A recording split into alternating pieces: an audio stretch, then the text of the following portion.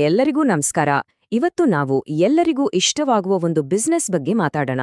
ಅದೇ tiffin centre. ಇದನ್ನ ಒಂದು ದೊಡ್ಡ ಲಾಭದಾಯಕ ಉದ್ಯಮವಾಗಿ ಹೇಗೆ ಬದಲಾಯಿಸಬಹುದು ಅನ್ನೋದನ್ನ ವಿವರವಾಗಿ ನೋಡೋಣ ಬನ್ನಿ. ಸಾಮಾನ್ಯವಾಗಿ ಯಾವುದೇ ಬಿಸ್ನೆಸ್ ಶುರು ಮಾಡಬೇಕು ಅಂದಾಗ ಮನ್ಸಲ್ಲಿ ಮೊದಲು ಬರುವ ಪ್ರಶ್ನೆನೇ ಇದು ಅಲ್ವಾ? ಇದರಿಂದ ನಿಜವಾಗ್ಲೂ ಎಷ್ಟು ದುಡ್ಡು ಮಾಡಬಹುದು ಅಂತ. ಈ ಪ್ರಶ್ನೆಗೆ ಉತ್ತರ ಸಿಕ್ಕಿದ್ರೆ ಈ ಬಿಸ್ನೆಸ್ನ ನಿಜವಾದ ಪವರ್ ಏನು ಅಂತ ನಮಗೆ ಅರ್ಥ ಆಗುತ್ತೆ. ಹೌದು, ನೀವು ನೋಡ್ತಿರೋದು ನಿಜ. ಸರಿಯಾದ ಪ್ಲಾನಿಂಗ್ ಮತ್ತು ಸ್ವಲ್ಪ ಕಷ್ಟಪಟ್ರೆ ಪ್ರತಿ ತಿಂಗಳು ಸುಮಾರು 1,50,000 ರೂಪಾಯಿವರೆಗೆ ಲಾಭ ಗಳಿಸುವ ಶಕ್ತಿ ಈ ಬಿಸ್ನೆಸ್ಗಿದೆ. ಹಾಗಾದ್ರೆ ಇದು ಹೇಗೆ ಸಾಧ್ಯ? ಬನ್ನಿ ಒಂದೊಂದಾಗಿ ನೋಡ್ತಾ ಹೋಗೋಣ.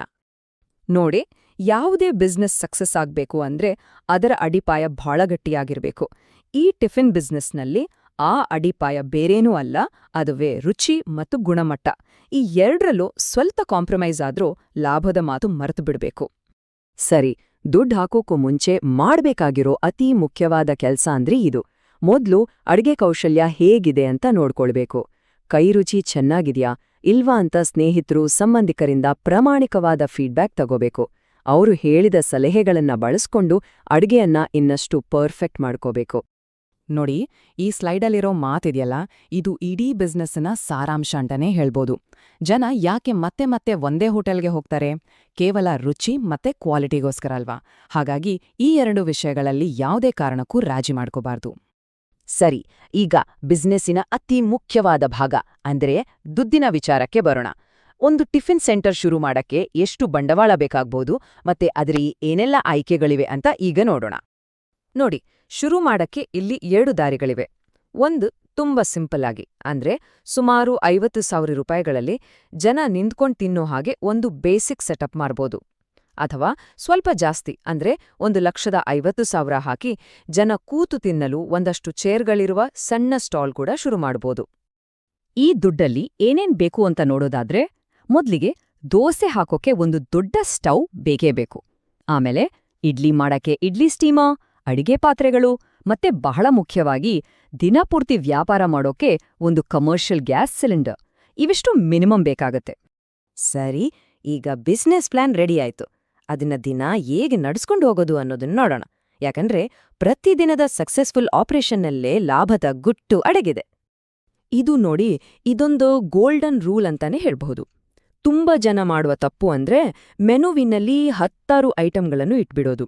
ಅದರ ಬದಲು ಯಾವುದನ್ನ ನಾವು ಪರ್ಫೆಕ್ಟ್ ಆಗಿ ಮಾಡ್ತೀವೋ ಅಂತಹ ಕೇವಲ 4-5 ಐಟಂ ಮೇಲೆ ಮಾತ್ರ ಫೋಕಸ್ ಮಾಡಿದ್ರೆ ಕ್ವಾಲಿಟಿ ಕಂಟ್ರೋಲ್ ಮಾಡೋದು ತುಂಬಾ ಸುಲಭವಾಗುತ್ತೆ. ಈ ಬಿಸ್ನೆಸ್ನಲ್ಲಿ ಲೊಕೇಶನ್ ಅಂದ್ರೆ ಜಾಗ ಅತಿ ಮುಖ್ಯವಾದ ಪಾತ್ರ ವಹಿಸುತ್ತೆ. ಜನ ಓಡಾಟ ಜಾಸ್ತಿ ಇರೋ ಜಾಗಗಳಾದ ಕಾಲೇಜ್ಗಳು, ಹಾಸ್ಟೆಲ್ಗಳು, ಆಸ್ಪತ್ರೆಗಳು ಅಥವಾ ದೊಡ್ಡ ದೊಡ್ಡ ಕಂಪನಿಗಳ ಹತ್ರ ಈ ಸೆಂಟರ್ ತೆರೆದ್ರೆ ವ್ಯಾಪಾರ ಖಂಡಿತ ಚೆನ್ನಾಗಾಗತ್ತೆ. ಜಾಗದ್ದಷ್ಟೇ ಮುಖ್ಯವಾದದ್ದು ಟೈಮಿಂಗ್ಸ್. ಬೆಳಗ್ಗೆ ಆಫೀಸ್, ಕಾಲೇಜ್ಗೆ ಹೋಗೋರು ತುಂಬಾ ಇರ್ತಾರೆ. ಅವರಿಗಾಗಿ ಬೆಳಗ್ಗೆ 6ರಿಂದ ಮಧ್ಯಾಹ್ನ 12ರವರೆಗೆ ತೆರೆದಿಡಬೇಕು. ಹಾಗೆಯೇ ಸಂಜೆ ಕೆಲಸ ಮುಗಿಸು ಬರುವವರಿಗಾಗಿ ಸಂಜೆ 6ರಿಂದ ರಾತ್ರಿ 10ರವರೆಗೆ ತೆರೆದ್ರೆ 2 ಹೊತ್ತಿನ ವ್ಯಾಪಾರವಲ್ಲೂ ಹಿಡಿಬಹುದು. ಸರಿ, ಎಲ್ಲರೂ ಕಾಯ್ತಾ ಇರೋ ಭಾಗಕ್ಕೆ ಈಗ ಬಂದಿದ್ದೇವೆ. ಅದೇ ಲೆಕ್ಕಾಚಾರ, ಅಂದ್ರೆ ಪ್ರಾಫಿಟ್ ಕ್ಯಾಲ್ಕ್ಯುಲೇಷನ್. ದುಡ್ಡು ಹೇಗೆ ಬರುತ್ತೆ, ಎಷ್ಟು ಖರ್ಚಾಗುತ್ತೆ ಮತ್ತೆ ಕೊನೆಗೆ ಎಷ್ಟು ಉಳಿಯುತ್ತೆ ಅನ್ನೋದನ್ನ ಈಗ ಸ್ಪಷ್ಟವಾಗಿ ನೋಡೋಣ. ಈ ಎಲ್ಲ ಲೆಕ್ಕಾಚಾರಕ್ಕೂ ಬೇಸ್ ಅಂದ್ರೆ ಈ ನಂಬರ್. ದಿನಕ್ಕೆ ನಾವೊಂದು ಟಾರ್ಗೆಟ್ ಇಟ್ಕೋಬೇಕು. ಅದು ಕನಿಷ್ಠ 500 ಪ್ಲೇಟ್ ಟಿಫಿನ್ ಮಾರಾಟ ಮಾಡೋದು. ನೋಡೋಕೆ ದೊಡ್ಡ ಸಂಖ್ಯೆ ಅನಿಸಿದ್ರೂ ಜನ ಓಡಾಡೋ ಜಾಗದಲ್ಲಿ ಇದು ಖಂಡಿತ ಸಾಧ್ಯ. ಈ ಲೆಕ್ಕಾಚಾರವನ್ನ ಸ್ವಲ್ಪ ಗಮನ ಇಟ್ಟು ನೋಡಿ. ದಿನಕ್ಕೆ 500 ಪ್ಲೇಟ್ ಮಾರಿದ್ರೆ ಸರಿಸುಮಾರು 12,500 ರೂಪಾಯಿ ಕಲೆಕ್ಷನ್ ಆಗತ್ತೆ. ಇದ್ರಲ್ಲಿ ಅಡಿಗೆಗೆ ಬೇಕಾದ ಸಾಮಾನು, ಎಣ್ಣೆ, ಗ್ಯಾಸ್ ಅಂತ ಒಂದು 60% ಅಂದ್ರೆ 7,500 ರೂಪಾಯಿ ಖರ್ಚು ಅಂತ ಇಟ್ಕೊಳ್ಳೋಣ. ಹಾಗಾದ್ರೆ ದಿನಕ್ಕೆ ಉಳಿಯೋದು ಬರೋಬ್ಬರಿ 5,000 ರೂಪಾಯಿ. ಇದು ಕೆಲಸದವರ ಸಂಬಳ ಕೊಡೋಕ್ಕೂ ಮುಂಚಿನ ಲಾಭ.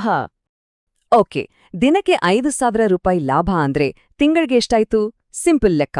5,000 ಇಂಟು 30 ದಿನಗಳು ಅಂದ್ರೆ 1,50,000 ರೂಪಾಯಿ.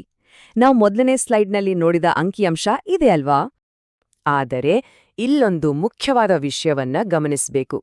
ಈ 1,50,000 ಲಾಭ ಪೂರ್ತಿಯಾಗಿ ಸಿಗೋದು ಯಾವಾಗ ಅಂದ್ರೆ ಮನೆಯವರೇ ಸೇರಿ ಈ ಬಿಸ್ನೆಸ್ ನಡೆಸಿದಾಗ. ಒಂದು ವೇಳೆ ಒಬ್ಬ ಅಡಿಗೆ ಭಟ್ಟರನ್ನ, ಒಬ್ಬ ಕ್ಲೀನರನ್ನ ಕೆಲಸಕ್ಕೆ ಇಟ್ಕೊಂಡ್ರೆ ಅವರ ಸಂಬಳಕ್ಕೆ ಸುಮಾರು 50ರಿಂದ 60,000 ಹೋಗುತ್ತೆ. ಆಗ ನಮ್ಮ ಕೈಗೆ ಸಿಗೋ ಲಾಭ ಸುಮಾರು 90,000 ರೂಪಾಯಿಯಾಗುತ್ತೆ. ಸರಿ, ಬಿಸ್ನೆಸ್ ಶುರು ಮಾಡಿದ್ವಿ, ಲಾಭನೂ ಬರ್ತಿದೆ. ಇಷ್ಟಕ್ಕೆ ನಿಲ್ಸಿದ್ರೆ ಆಗಲ್ಲ ಅಲ್ವಾ? ಮುಂದಿನ ಹಂತ ಅಂದ್ರೆ ಬಿಸ್ನೆಸ್ನ ಇನ್ನಷ್ಟು ಬೆಳೆಸೋದು ಹೇಗೆ ಅಂತ ಈಗ ನೋಡೋಣ. ಬಿಸ್ನೆಸ್ ಬೆಳೆಸೋದು ಅಂದ್ರೆ ತಕ್ಷಣಕ್ಕೆ ಇರೋ 4 ಐಟಮನ್ನ 10 ಮಾಡೋದಲ್ಲ. ಅದು ದೊಡ್ಡ ತಪ್ಪು. ಬದಲಿಗೆ ಈಗ ಮಾಡ್ತಿರೋ ಐಟಂಗಳನ್ನೇ ಇನ್ನಷ್ಟು ರುಚಿಯಾಗಿ, ಇನ್ನಷ್ಟು ಕ್ವಾಲಿಟಿಯಾಗಿ ಕೊಡೋದ್ರ ಕಡೆ ಗಮನ ಕೊಡಬೇಕು. ಒಮ್ಮೆ ನಮ್ಮ ಬ್ರ್ಯಾಂಡ್ ಕ್ಲಿಕ್ ಆದ್ಮೇಲೆ ಫ್ರಾಂಚೈಸಿ ಕೊಡೋ ಬಗ್ಗೆ ಕೂಡ ಯೋಚಿಸಬಹುದು. ನೋಡಿ, ಈ ಮಾತು ಎಷ್ಟು ನಿಜ ಅಲ್ವಾ? ರುಚಿ ಚೆನ್ನಾಗಿದ್ರೆ ಜನ ತಾವಾಗೆ ಹುಡುಕೊಂಡ್ ಬರ್ತಾರೆ. ಅಷ್ಟೇ ಅಲ್ಲ, ತಮ್ಮ ಜೊತೆ ಇನ್ನಷ್ಟು ಜನರನ್ನು ಕರ್ಕೊಂಡ್ ಬರ್ತಾರೆ. ಇದಕ್ಕಿಂತ ದುಡ್ಡು ಮಾರ್ಕೆಟಿಂಗ್ ಬೇರೆ ಏನಿದೆ ಹೇಳಿ? ಹಾಗಾದ್ರೆ ಈ ಎಲ್ಲ ಮಾಹಿತಿ ಕೇಳಿದ್ಮೇಲೆ ಒಂದು ಪ್ರಶ್ನೆ ಉದ್ಭವಿಸುತ್ತೆ. ಒಂದು ವೇಳೆ ಈ ಬಿಸ್ನೆಸ್ ಅನ್ನ ಶುರು ಮಾಡಿದ್ರೆ ಅದನ್ನ ವಿಸ್ತರಿಸಲು, ದೊಡ್ಡ ಮಟ್ಟಕ್ಕೆ ಕೊಂಡೊಯ್ಯಲು ಯಾವೆಲ್ಲ ದಾರಿಗಳಿವೆ? ಇದರ ಬಗ್ಗೆ ಯೋಚನೆ ಮಾಡ್ಬೋದಲ್ವಾ?